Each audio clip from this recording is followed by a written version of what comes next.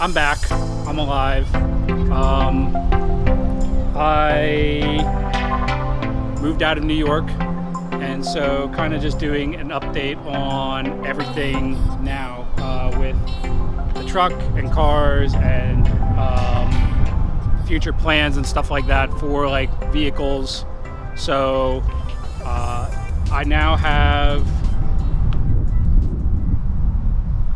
a nice daily driver, which, ooh, that wind sucks. We'll see how good the audio is, but wow, really? No wind, and now all this shit. Anyway, so 2009 Mazda RX-8 Grand Touring, only has 50,000 miles on it, and it's the second gen RX-8, so the good kind, where they put in the third oil squirter in it, so you don't have to add oil into your fuel tank on fill-ups. But it's pretty good. It's got one or two little minor dings on it, but otherwise it's completely bone stock. I did put in a touchscreen radio and wired in a backup camera, but other than that, it is completely stock. I do have to replace the suspension in it because the rear shocks are kind of like blown out. So I'll probably end up putting some type of like nice coilover package. And then the nice thing is this shares the same bolt pattern as the RSX. So the wheels that I had on the RSX before will actually fit on this. I just got to make sure that they clear in the front with turning and stuff, especially if I'm going to lower the vehicle. So update on the truck. I have, even though there's already surface rust, brand new front and rear axle assemblies. So brand new brakes, brand new wheel cylinders, brand new locking hubs, brand new ball joints, tie rod ends, steering stabilizers. I got brand new leaf springs on, and brand new brake lines all the way around. Engine wise, I have made some changes since the last video. I ended up going with a PSI Conversions standalone engine harness. So all that effort of going through and repinning and stuff like that, what I found was certain wires and certain sensors were actually clipped before we pulled the car from the junkyard, and to try and like retrace everything and rerun it, it was just going to be a pain. And found that PSI makes a really sweet kit that actually relocates the ECM into the glove box area on the truck. Instead of having on the B bodies, it would have been up in this front corner. So I ended up going with that. They actually make a relay kit too that goes with their harness for the fans. So everything works really nice now. So I also got a couple elbows. This bracket is off of a B body. Got a couple elbows here to get these to go around this corner. The radiator hoses, I ended up just going into Advanced Auto and kind of just finding what ones, you know, what angles and stuff like that I kind of needed. They were nice enough to like let me take stuff out to the truck and kind of like figure out what was going to work. Some of them I had to trim a little bit here and there, but I used to have a bunch of zip ties down in this area holding everything, and now no zip ties. And alternator, I think this is the 5th one now. I've just been having, I had like a bunch of issues with the junkyard ones, and then I think I might have accidentally shorted one out, and then the second one I got was the wrong part, but this one now works. And then air intake is kind of just zip tied here. I need to make some type of bracket to hold it. Either make something that comes off the front rad support, or something that comes off the frame and supports it. It has a flex elbow here, so if it is mounted to the frame, it'll be fine. But for now, it's here. You know, it bounces a little bit, but it is what it is. I have a couple grounding bus stations here and a positive one back there that I have all the accessories run to, so nothing's kind of like jankily clipped to things. I had to make a block off plate. I'm kind of annoyed that I ended up cutting that, but it is what it is. But it runs. I ended up going with these Canton valve covers in order to clear the rockers. I was able to mount the power steering reservoir here. I'm running into issues. As you can kind of see, it's wet. For some reason it's pushing out of the cap, which is brand new, and it's not overfilled, but for some reason the system is pressurizing itself and forcing it out of the cap. So little issue there. All the headlights are replaced with LEDs.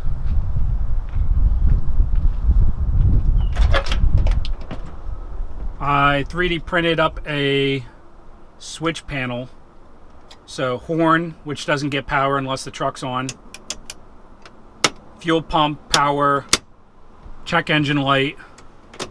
We'll turn the headlights on.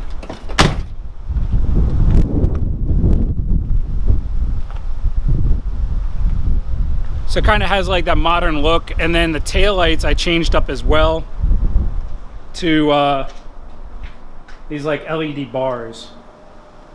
So I will run through the lights and you can kind of see how they work.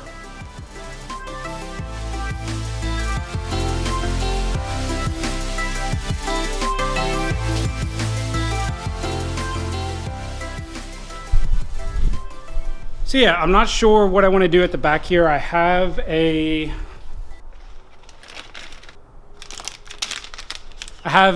LED like license plate bar. I'm kind of tempted to, I'm gonna end up having to redo this bed. It's gotten gouged and ripped up from moving a bunch of stuff, and I'm just gonna end up redoing it. It wasn't that expensive to make, but I don't use those filler caps anymore either. So I had originally planned on using these, but there's no vent holes in them. And so I ended up having to go back to factory filler necks, which meant I had to raise the bed up a little bit, which is fine because there was no support from here to there. And so this kind of was bowing a little bit. So I was able to put a support across here. But I'm thinking about taking board when I go to redo the bed and routing out slots for the taillights and mounting it straight to the back here, getting rid of the metal bumper and just mounting the license plate right here with the light bar right underneath it with the license plate light. So it works, it runs, it drives. I do not have the parking brake cable hooked up at the moment. That's just, I haven't gotten around to it. The plan right now is to install a set of Lloyd Elliott trick flow heads that I had him specially do for me. So even though the truck now runs and drives, I'm going to be pulling the motor back out and doing the heads. And it's like, well, why don't you just do the heads while it's in the truck? Well, I have minor oil leak issues, and it is minor. That's just been from over time, but I have a couple oil leaks that I'm trying to chase down and can't really get to them while the engine's in the truck. So gonna pull the motor, do the heads, kind of go over all the gaskets and seals and stuff like that, and hopefully no more oil leaks.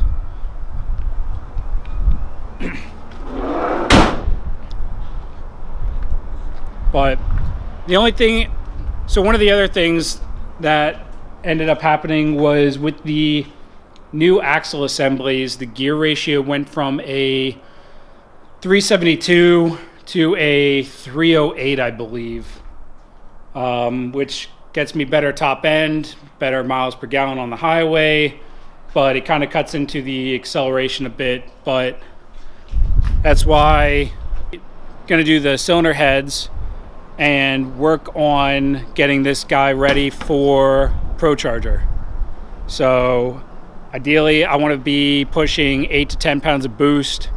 The transmission is rebuilt, the transfer case is rebuilt, axles are all brand new, engine's been rebuilt, fuel lines are brand new, brake lines are brand new, everything's brand new basically, except for shocks and interior and stuff. Very minor things, but should be like, we're gonna try to shoot for like mid 500s wheel in this thing.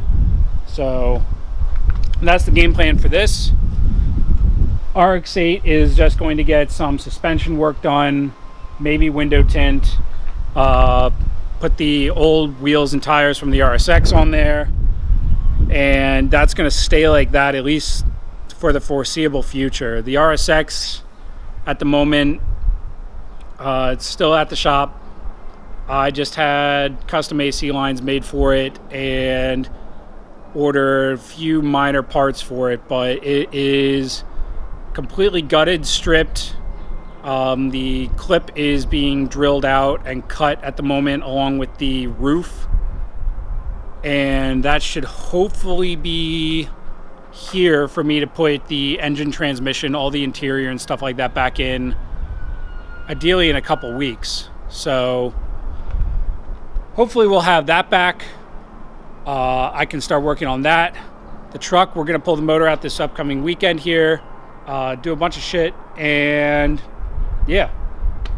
So I don't know, kind of been like bouncing all over the place with like one vehicle to another vehicle, but trying to wrap up certain parts. So I want to get the truck done performance wise, and then end up working on the interior and redo the entire interior, and then get the truck repainted.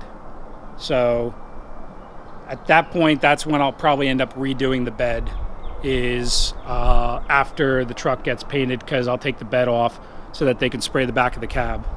So one of the other things I had to get was a Dakota Digital vehicle speed sensor encoder wheel. So it goes on the back of the transfer case. You unplug the speedometer cable, you attach this, and then you put the speedometer cable back in through, so I can use the factory speedometer, but it sends a signal through the encoder wheel up to a conversion box that's mounted on the was mounted on the firewall. It's now behind the dash, and it allows you to kind of dial in what speed the computer reads. So in order for the vehicle to know when you've come to a stop, hard accelerations, cruising speed, stuff like that, it'll know how to adjust for those things, and it's kind of what the computer wants to see anyway. Otherwise you will get a check engine code for it. So it took a little while of messing around and playing with it. It does allow you to drive with the vehicle and adjust what the computer reads, but it's tricky because you're driving, you have a laptop that is currently displaying the speed that the computer sees, and then you have your speed, which I changed to rear gearing, which changes what the actual speedo is. So I had to have GPS on the phone. So literally had the speedometer reading, the phone speed reading, and what the computer was seeing. And the speedometer is actually really close. I end up only like 4 or 5 miles an hour faster than what the speedometer sees, and the computer is dialed right into what the speedometer on the dash is. There wasn't enough fine tuning to get it to be exactly what the GPS was saying, but it's within a couple miles an hour, you're good. The main thing is start, stop, hard acceleration, that type of deal. The computer wants to see those signals and get that information. Without further ado, we'll do a little startup shot. And hopefully the microphone doesn't get blown out.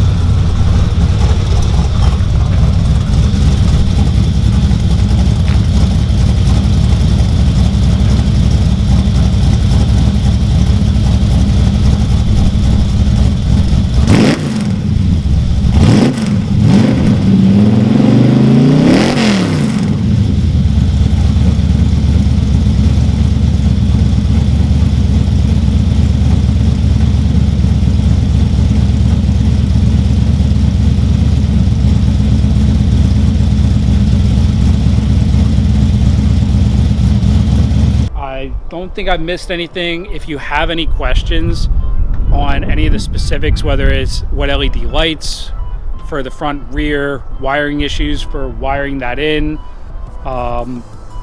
gauges, any questions on issues with doing the conversion harness, routing, power steering wise, anything like that, let me know. I'm trying to be a lot more responsive to questions.